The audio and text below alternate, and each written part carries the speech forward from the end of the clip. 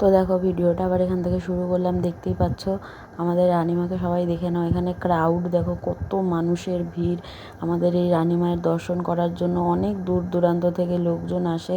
আর এই পুজোটা এতটাই ফেমাস যে অনেক দূর দূর অবধি লোক এই পুজোর সম্বন্ধে জানে এবং এই পুজোর দিনের জন্য অপেক্ষা করে এই পুজোতে আসার জন্য। তো এখানে দেখো একটা দাদা মাথায় নিয়ে আছে ঠাকুরটা।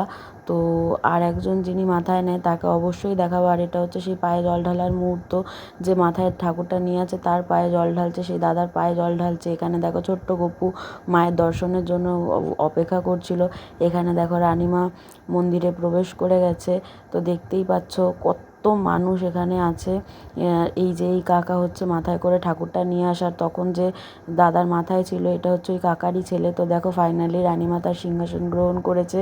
আর এটা হচ্ছে তার পরের মুহূর্ত। দেখো এই দিনটার জন্য আবার সবাইকে একটা বছর অপেক্ষা করে থাকতে হবে। দেখো সবাই কত আনন্দ করছি আমরা। তো দেখো এখানটায় সবাই কত নাচানাচি করছে। আবার যখন কালিমা আসবে তখন আবারও ওই একই দৃশ্য দেখা যাবে। আবারও তারপরে একটা বছরের অপেক্ষায় থাকতে হবে।